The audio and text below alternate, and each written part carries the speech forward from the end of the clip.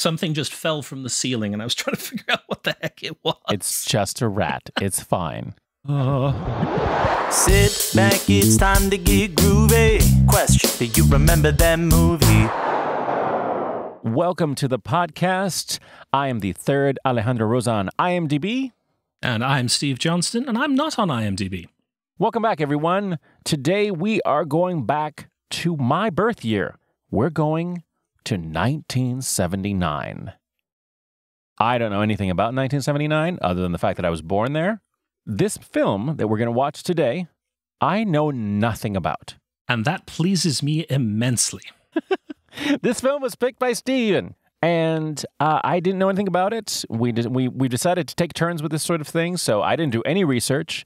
I honestly just sat down and watched it. I had never heard of this film. I didn't know what it was about. I didn't know who was in it. And so it was very surprising when I sat down to watch it. Hopefully in a good way, though. Listen to find out. Steve, tell us about it. Why this film? And what's your history with this film? Well, I think we need to start by actually mentioning that we are watching Disney's 1979 sci-fi classic, The Black Hole. I don't think you'd mentioned the title yet. No, I was saving that. Very good. This is one that stuck in my mind, and it got started in a very unlikely way. I first found out about this movie not at the video store, not through friends or anything like that, but through a collectible sticker book. Do you remember those from the 80s? I don't think I do. They looked kind of like coloring books. They were themed, and you opened them up, and there would be stories or background info on whatever subject the book happened to be about, except on every page there were these giant blank white squares. And the idea is that you went out and you purchased a pack of stickers. You'd open up the pack, you wouldn't have any idea what was inside, and your goal was to find all of the stickers to fill in all of the pages of the book. And I happened to be over at a friend's house, and they happened to have the Black Hole sticker book. Flipping through it, took an interest in what I saw. There were a few images that stood out to me. There was a sticker that had a close-up of the rather evil-looking red robot Maximilian. There was a picture of the Cygnus itself. I believe it was actually a two sticker where you had to get part A and part B, and that's the only way you could see the full picture of the ship, which was kind of cool. And then there was one of probably the most iconic scene from this movie, and that is the meteor rolling down the central corridor of the ship while our main characters run across the bridge in the foreground. That was a great shot. Yeah, that was really cool. If you remember one shot from this movie, that's the one to remember. And then, as I often do, browsing through the video store, happened across, the Black Hole, and decided to rent it. Younger version of me absolutely loved it. Watched it a few times. And then it kind of, fell by the wayside, and I hadn't watched it in, a good 25 plus years. How do we... Actually, I think this might be one of the easier films to summarize. I actually wanted to talk just a little bit about the history of the production before we got into the plot summary. Okay.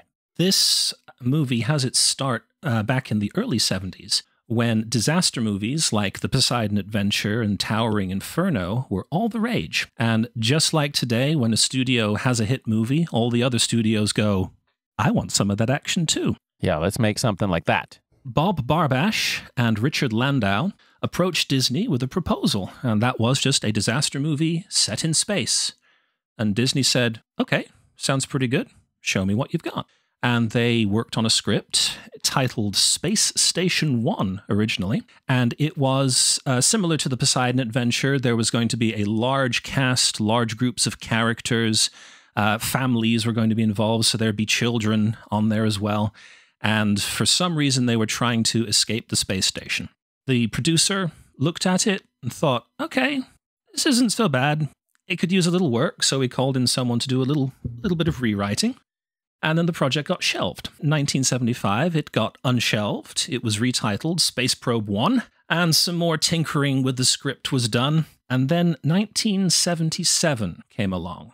Do you remember what came out in 1977? Are we going to say Star Wars? We are going to say Star Wars. Yes. And so all of a sudden, interest in, a space movie. We need one of those. We've got one in the works. Let's drag it back out. The final writer involved with the script came on board, did a complete restructuring, and it went from this vast cast of characters down to just the single crew of one spaceship stumbling across a derelict other spaceship and having an adventure in the proximity of a black hole. And I think in this case, going through all of these revisions actually helped the movie. Because I think that with the tighter cast and the tighter story that came out of it, you ended up with a better film. If it had been something grand and, we've got, dozens upon dozens of people that we're trying to keep track of, it would not have had the same effect. Yeah, I agree, actually. Having watched the movie, I thought it was actually very effective to have a very small group of people. I don't know, it was very focused, I guess is the word I would look for. Yes, that's a good word for it. There is something else I wanted to mention about the director, Gary Nelson. He was invited to direct. He read the script and then said, no thanks, not interested. And Disney said, well, come by the studio, just come check out the artwork that Mr. Peter Ellenshaw has put together. He's the one who did all of the matte paintings. He saw the matte paintings and some of the miniature work that had been done and said, I'm in, I'll direct. One of the things that I wrote in my note was models. These look like miniatures. Yes. And that's very much the Star Wars game. There's something about those models of that time period, and not just the models, but the way they are filmed. Yes. That for some reason, it just works, and it still works. The same way that I can watch Star Wars now and be like, wow, those scenes with the models really work. In this film, when they cut to space shots, it looks great. It just looks great. How they're lit, how they move. It's perfect. It's funny you should bring up how they move. Disney actually contacted Industrial Light and Magic saying, hey, can we use the setup that you use to shoot your miniature spaceships? Because we're doing a space movie too. ILM said, yeah, absolutely. Unfortunately, it was going to be ridiculously expensive for Disney to rent the equipment, and it was not going to be available on the schedule that they wanted. And so Disney did what studios in that position would do and say, okay, if we can't borrow yours, we'll make our own. This movie is actually the one responsible for the development of the automated camera effects system, ACES, which I have to admit I didn't do a whole bunch of research on, but from the little I did do. Perfect. It involves computer-controlled movement of the cameras so that the motion of the camera can be replicated exactly again and again and again. And what this allows you to do is it allows you to take a shot of the actors on a stage, a shot of a matte painting for the background, a shot of a miniature to be, kind of superimposed in between the two, and the motion of the camera is fluid enough and matches so that when you marry all three of them together, you have motion and it looks good. All right. It's time for the 2-minute synopsis, or the 1-minute synopsis, or the 30-second synopsis. I could give one, but you've watched this movie more. Yep. If you were trying to describe this to me before I'd watched it, what would you tell me this movie's about? Are we going for the 30-second or the 2-minute synopsis? Let's go for 30 seconds. We can't count on people to stay in here that long. Based on my history, you could tell me any length of time, I will probably run long. So 30 seconds on the clock. 30 seconds. And go. I would tell you that this story focuses on the crew of the USS Palomino, a deep space exploratory ship on its way back to Earth, when it happens across a derelict spaceship called the USS Cygnus that has been lost for 20 years. Boarding the Cygnus, they find a sole survivor aboard who tells them that the rest of the crew evacuated the ship years ago when it ran into a meteor storm. However, upon wandering around the ship, they find that the sole survivor, the good Dr. Hans Reinhardt, might not be telling the truth. Turns out that he has been sitting at the edge of this black hole for the last 20 years and figures that he can actually fly his ship through it. And that is exactly what he attempts to do, despite the protests of the other crew. That's pretty much a good summary of it. It's a nutshell. We have one crew who stumbles on a black hole and sees that there's a spaceship there, and there's a dude in it. And so now it's just him and a bunch of robots that he said he made. And then things get weird. Steven, who is in this cast? For its time, this was a cast of big names. Where should we start? Norman Bates. You got to start at Norman Bates. Then we'll start with Norman Bates, Mr. Anthony Perkins playing Dr. Alex Durant. Love that. That was my first note was like, oh my God, it's Norman Bates. He's gone from psycho to sycophant. And there was a couple of other actors. I don't know their names, but I recognize their faces, as in actors I saw in movies many years later. There was Robert Forster, who played Captain Dan Holland. His was a name that I did not recognize. You might know him from Jackie Brown. He actually got a Best Supporting Actor nomination for that movie out in 1997. Oh, okay. Then you start getting into the more recognizable names, at least from my perspective. You've got Ernest Borgnine, who plays Harry Booth, the reporter on board the Palomino. He has been in everything. Okay, maybe not quite everything, but he has been in a lot. Got a Best Actor for his role as the titular Marty from the movie Marty in 1955. That was kind of the award-winning title that was attached to his name. I know him from Airwolf. Wow. Don't know if you remember Airwolf. I do remember Airwolf, yes. And then he was McHale in the original McHale's Navy TV series. Airwolf was the show about the helicopter, right? Yes. Did you know that a young Bryan Cranston was actually on Airwolf? I did not know that, no. Yeah, I think he was in one episode. Then we get into the last two human characters. You have Yvette Mimieux playing Dr. Kate McCrae. I know her from George Pal's 1960 version of The Time Machine. She also starred in Where the Boys Are, which I've heard the title, but I'm afraid I have not seen. Did you know her from anywhere in particular? Not even remotely. Of course, Anthony Perkins I knew. I knew Robert Forster. Yep. Joseph Bottoms, because he's just an actor who's been in so much, right? I did not know Maximilian Schell, who played Dr. Hans Reinhardt.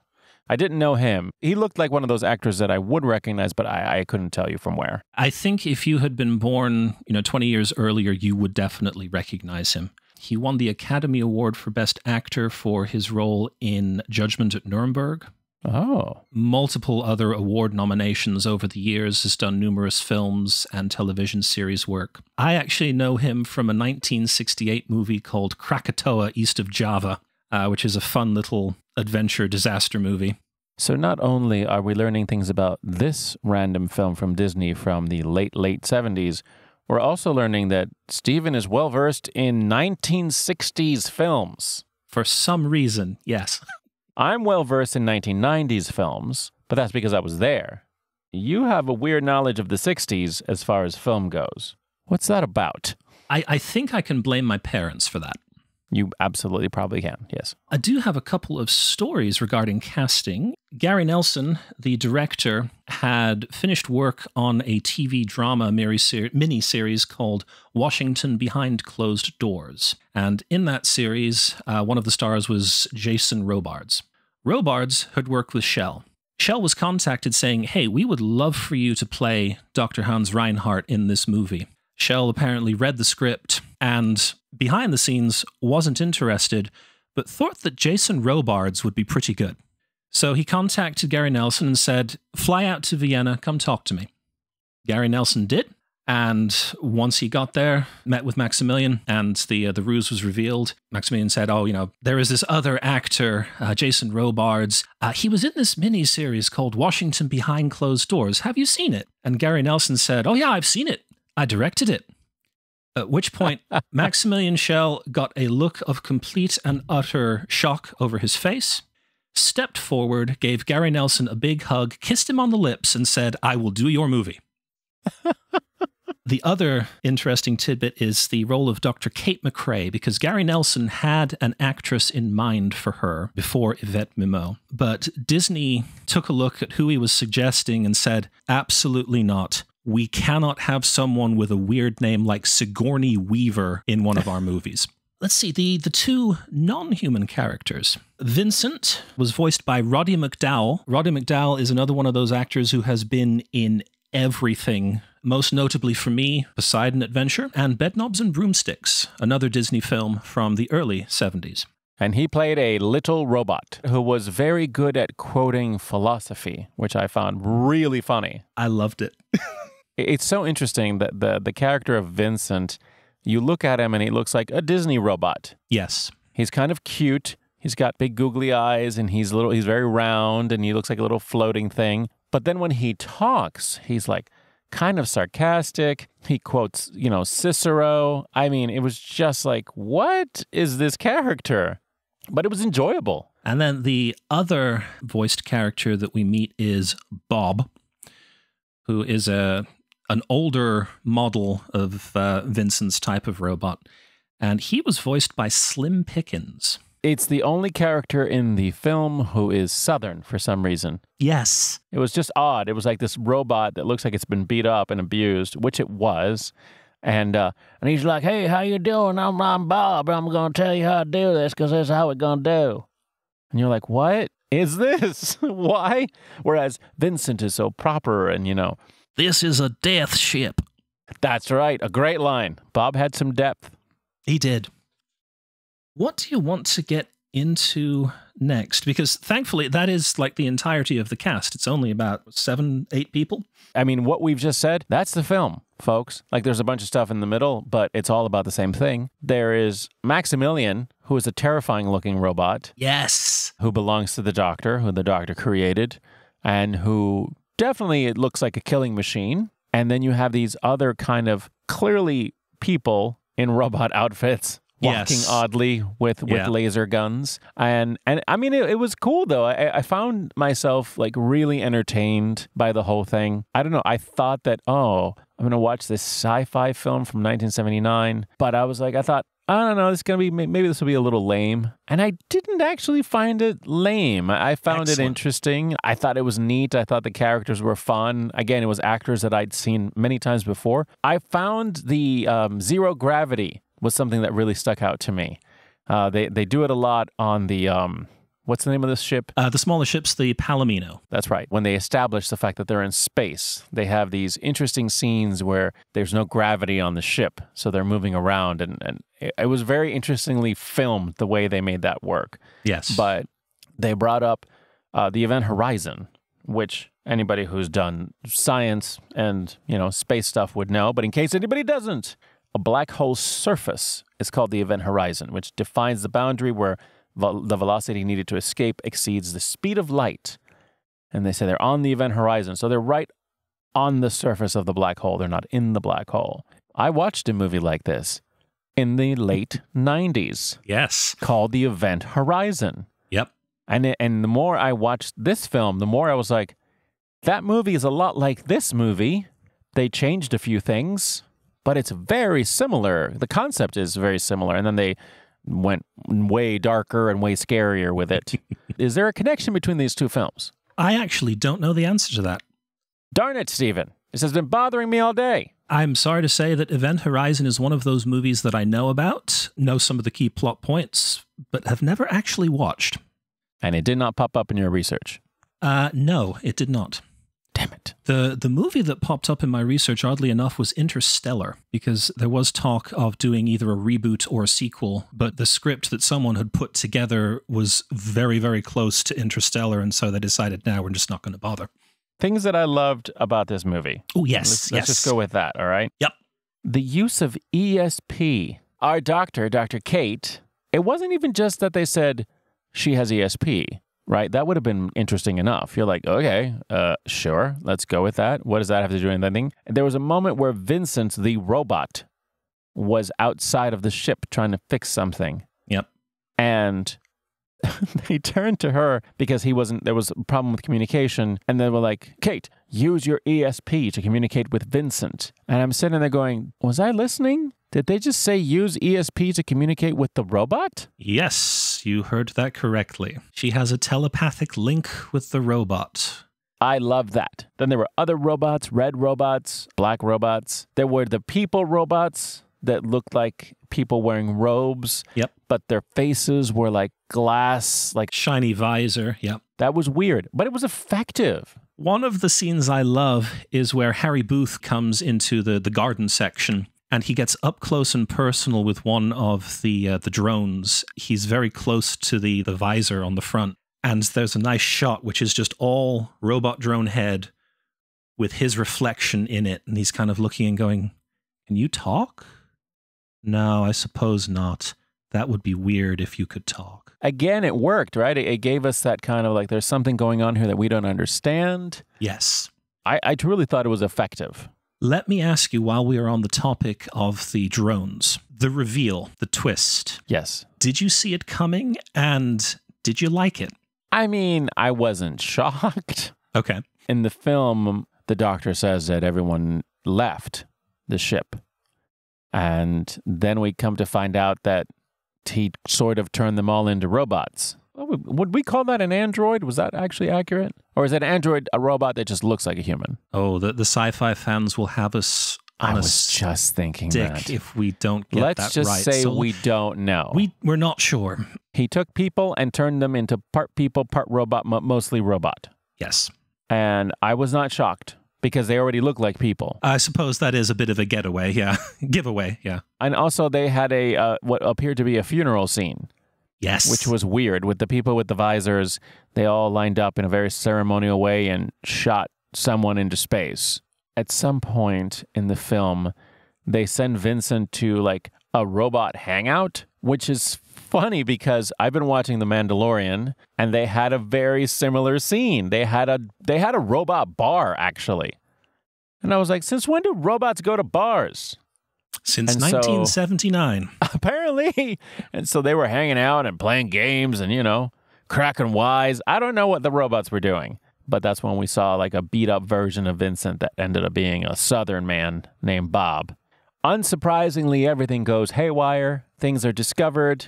People start racing to get off the ship. The doctor has decided he's going to fly the ship right into the black hole. And in the process, we have what I can only describe as an epic robot battle between Vincent and Maximilian. And the thing that I need to point out, Maximilian looks like a killing machine. And Vincent looks like if Olaf from Frozen was a robot with like better vocabulary.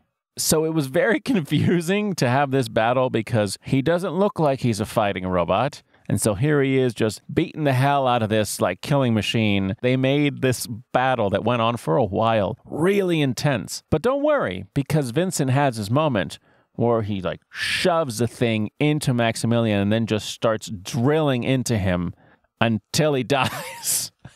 If you can think of Anakin and Obi-Wan having their big giant battle, but then again, imagine it's a killing machine robot and Olaf the robot with a lot of dramatic music. And I won't say I didn't enjoy it, because I did. I thought it was a little ridiculous, but I was like, you know what? I want to see what these two do. I want to see who rips the other one's heads off. I just want to know. I also liked that our main villain died by what appeared to be a large screen TV. Yes, and there was something very subtle in this scene, and I'm curious if you noticed it. I bet I didn't. The big screen falls on him. He is now pinned underneath it. He calls out for help. The first person he calls out to help for is Maximilian, who kind of turns and looks at him just as the elevator doors close, so he's out of the picture. But then we get a shot of two of the drones. The people who have been turned into robots. Yes. With the visors. And he calls out to them for help. And if you notice, it is very subtle, but there is a shot of two drones. They very slightly turn as if they're looking at each other, as if to say, should we? And then they just turn back and look straight forward like they're programmed to do. I missed that when I was younger. That is a detail that I only noticed during the rewatch. I loved that. We're going to get to the end bit, because that was its own thing. Yes. Realizing the ship is slowly getting destroyed as it tries to go into the black hole. There is a probe ship, smaller ship, connected to it. And so our heroes make their way towards it, get in it. Only to discover that it's been pre-programmed to fly through the black hole, so they are going in like it or not. In the script, as they were shooting the movie, they did not know how they were going to end it. According to the director, if you turn to the last page of the script, it just said, they enter the black hole. First thing that they do is they start spinning and spinning and spinning, almost too long. And all they can do is hear their thoughts, which is just making them lose it. And one of the characters actually screams during it, which I thought was very realistic, because if that was happening to me, I'd start screaming too. And then they go through that, And then it gets even weirder, because then suddenly we're in what looks like some kind of burning hellscape. Yep. And then the Doctor and Maximilian, his murder robot, suddenly seem to come together in the sky. And then it looks for a split second like they're going to kiss. But then it turns out that they suddenly become one. Yep. And then you see the drones are on fire and there's burning, and it's like, okay, what's going on here? The joke, and I cannot take credit for this one, is that Dr. Hans Reinhardt is now trapped inside a Maximilian shell.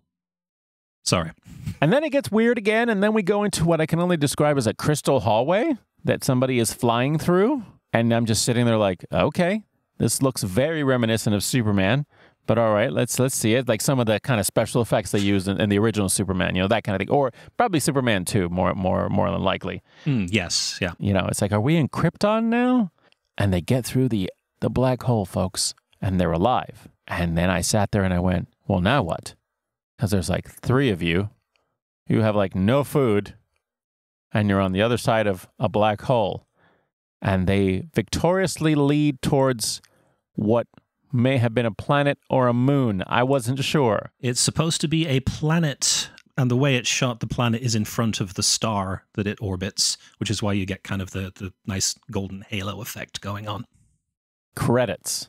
Let me ask you, that ending sequence, starting with the good doctor drifting through space and merging with his murder robot, what did you think you were looking at?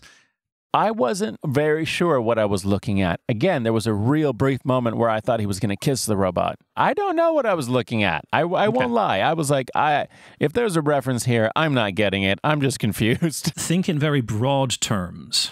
Nothing too specific. You're not looking for references or anything like that. Just what did this imagery kind of evoke? And what sort of picture did it paint? Because you've got the murder robot standing on this landscape that's on fire, and then you've got this crystal hallway with an angelic figure flying through it. I don't know.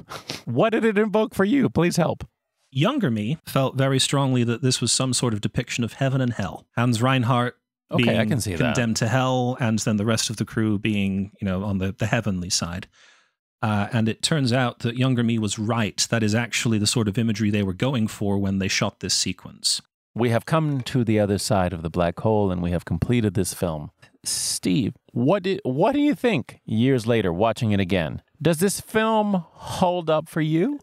There is a word that I came across in my research that I think sums the movie up for me quite well, and that is inconsistent. There are moments where I had an absolute feeling of dread when the crew of the Palomino is kind of wandering around the Cygnus, and then all of a sudden the door slides up and Maximilian's right there with his single red eye. That's terrifying. Juxtapose that with, it's a robot bar, and Vincent's gonna rotate around while doing sharpshooting. It's like, okay, but what tone are we going for here? This was Disney's first PG film. They did that on purpose. They wanted the higher rating so that older audiences would go, okay, it's not just a Disney kids flick. I think they had a little bit of trouble fully breaking into the more mature audience side of things, because you've got Bob and Vincent, who are very, very cute robots, and then you've got Maximilian, who is a red murder machine. Yeah, it's true.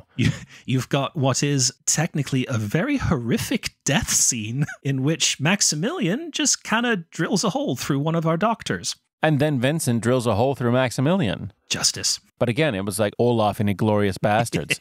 And you're like, this doesn't make any sense. So tonally, it kind of went back and forth for me. The bit that held up the most, I've got to say, are the special effects and the visuals. Keeping in mind that it is 1979, this film looks gorgeous. I agree. I love the miniature work. The Cygnus is one of my favorite spaceships in like the sci-fi canon. I actually had a note I was going to bring up that for the Cygnus, there were 2 12-foot-long models built for shooting purposes. One of which was destroyed as part of the movie as it flies into the black hole and gets torn apart. And the other one actually sat on the back lot for a while, and then a forklift driver accidentally backed into it and smashed it. The model work is phenomenal. The scene very early on where the Palomino does its 2 passes along the Cygnus, the first time they just turn on a spotlight and you just get this dot of light that traces over the hull of the ship. And then on the way back, they do it again, and as they come across the back of the ship, all of a sudden, the lights turn on. Yeah, that was creepy as heck. I loved that. That is one of my favorite scenes. I think you're right. I think there was a mix of tone in this film. I think they seemed like they were going one way, but they didn't fully commit. Could have been a much scarier film. It could have been more intense. It looked like they were going that way, and then they pulled back for some reason. And then they dive right back into it by going, oh, hey, look, hell. So do you still like this film? I still love this film. I'm going to quote the director that this is not a great movie, not some outstanding movie, but a pretty good movie that will, no matter what, stick around for a long time. You know, it has its flaws, but I still love it. As a first-time viewer who had never seen this movie before or heard of it, how about you? What did you think? You know, I thought that I would have a lot more complaints about it, but I genuinely didn't. Like, it's not Star Wars, but what is, right? And I mean, even, you know, if you really want to get into it, you know, Star Wars isn't perfect either, but I actually enjoyed it. There was a certain philosophical side to it that was almost a little heavy-handed, where I'm like, okay, sure. But I was bought into it. I enjoyed the journey. You know, like I said, I wasn't super surprised by anything, but I still enjoyed it as a film. It was a well put together 1979 sci-fi film. It was a good ride. The film was actually nominated for 2 Academy Awards. Unfortunately, it did not win either of them. It was nominated for Best Cinematography and lost to Apocalypse Now. Well, yeah. And then it was nominated for Best Visual Effects, which it lost to Alien. Nobody wants to watch a film with some weird name like Sigourney Weaver. Nah. And she was never heard from again. I think we have reached the end, my friend. I think so. I think we have gone through, come out the other side. Yep. And we did not make out with a robot or turn into a robot in a hellscape. We went through the crystal hallway, and everyone's waiting for us at the other side. For anybody who is interested in watching this film, one of the interesting things about Disney Plus is that they've been able to put in a lot of their old catalog. So just like our last film, Splash, it's on Disney Plus. Folks, thank you so much for listening to this trip back to 1979 sci-fi. We hope you enjoyed it. We enjoyed it. And we will catch you next time with whatever we decide to watch next. I do believe it is your turn to pick, sir. You're absolutely right, it is. And I will find something. I can't say that I'm going to find something this weird, but I will find something. Very good. Sit back, it's time to get groovy. Question, do you remember that movie?